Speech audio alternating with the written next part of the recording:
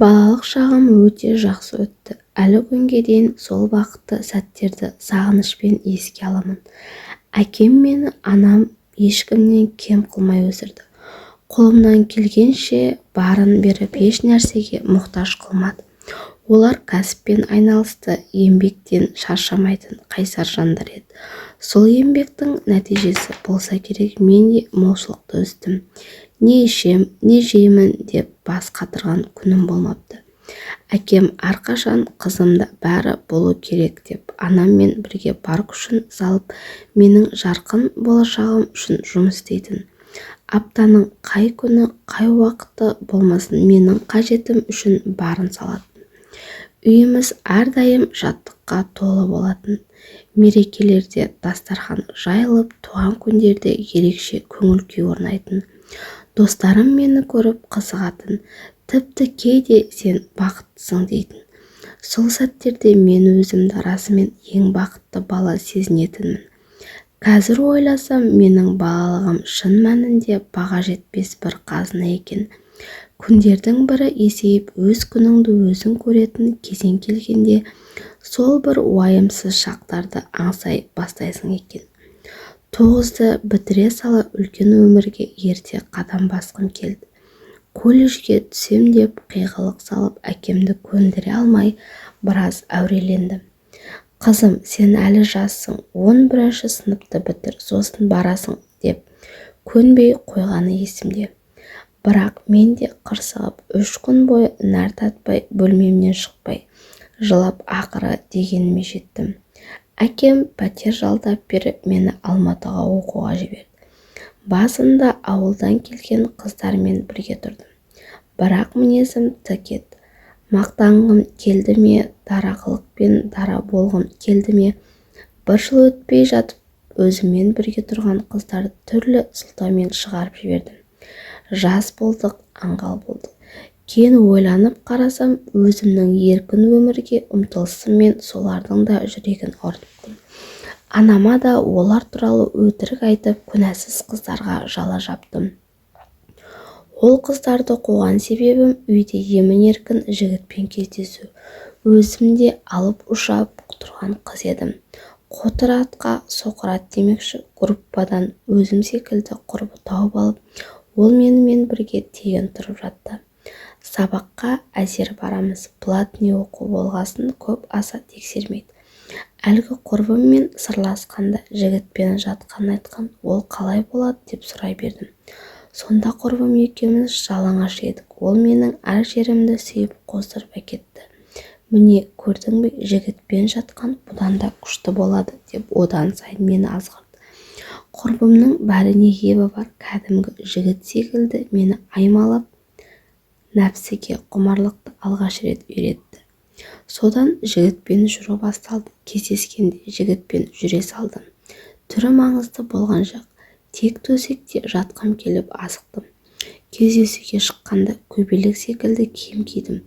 Ол жігіт әр жерімді сипаласа қарсы болмай, пәтеріме әкеліп өз дегеніме жеттім де қатты өкіндім. Ешқандай қызық болмады. Сүйістік. Ол жігіт өзі ыңырсып, сайманы кіріп шығарғанға мас. Ал менің астым қатты ауырды. Ешқандай романтика болмады. Құрбыма өтірік айттың деп ренжідім. Сөйтсем, төсектің қызығы алда екен. Құрбым балы көтермейтін таблетка ішуді үйретті. Иә, төсектің қызығы алда екен. Уақыт өте нағыз айналдым. Ақша үшін емес, құмарлық тәнімді биледі. Еркексіз бір түнде өткізе алмайтындай күйге түстім. Үнемі өз пәтеріме неше түрлі еркектерді шақырып, ыңғайсыз дыбыстар шығарып, көршілердің мазасын алатын болдым. Бір күні пәтер иесі келіп қуып шықты. Қайда барарымды білмей далада қалдым. Оқудан да шығып қалғаным бар. Түнімен төсектің қызығымен таңертең ояну мүмкін емес еді. Жылап, еңіріп, бір оқиғаны ойдан құрап үйіме келдім. Анама жылап отырып, бүліндімден танымайтын біреу зорлап кетті деп жыладым. Байқұс анам соған сеніп мені жұбатты. Қайдан болсын, шын мәнінде нәпсін тие алмаған сорлы екенімді. Анам жағдайымды естіп үнсіз жылап алды. Сол күннен бастап мені тезірек тұрмысқа беруге асықты. Елдің үйленбей жүріп қалған жалғыз жүрген балаларына іздеу салып жеңгелерімді ортаға салды. Мен сияқты аппақ мүсінім тартымды, бетімнен нұры тамған қыздан бәрі дәмелі. Қыз береміз дегенде естіген олардың жеңгелері де бәйге атындай баптап отырған ұлдарын жетектеп біздің үйге алды. Бір екеуімен кездестім, жүзі суық, сөзі жайсыз, көңілімнен шықпады. Жан дүнием қабылдамады, ал анам болсыншы деп шырылдайды. Енді келген жігіттің етегінен ұстап, тезірек тұрмысқа шығып кет деп. Көзі жасаурап, даусы қалтырап, жаны шығып барады. Жүкті болып, іші шығып кетеді деп қорқып жүр ғой. Анамның жанарында үрей мен үміт араласқан. Көз қарасы жүрегімді тіліп етті. Шешем қабылдауға асығуым керек еді, бірақ жүрекке әмір жүре ме? Көп ұзамай тағы бір жігітпен кездестім. Әрине жеңгелерім таныстырды. Алғаш көргенде көңілім елең етіп, бір жылылық сезіндім. Денелі, салмақты, сабырлы, мінезді еркек екен. Менен 14 жас үлкен, ол жетім. Дегенмен өз еңбегімен жиған баспанасы бар. Мектепте дене шынықтыру пәнінен сабақ береді. Ол жігіт те мені көре салып, көзімен іліп алып, үнсіз қадала қарады. Сол сәтте ұнатып қалғаны сезілді. Бұрын-соңды үйленбеген, тіпті бір кездері көзі түскен арудың қолын сұрап барғанда қыздың ата-анасы жетімсің деп бетіне айтып, қыздарын беруден бас тартыпты. Сол ауыр сөз жүрегіне сызат түсіріп, содан бері қайтып ешкімге баруға батылы жетпей, жалғыздықты серік етіп жүріпті. Ал менімен таныстыруға жеңгелері әрең көндірген екен. Бұл жолы әке-шешесі келісіп отыр, бар танысып көр деген соң үміттеніп келгенге көрінеді. Сол алғашқы кездесуден-ақ екеумізде арамызда үнсіз жарасым пайда болды.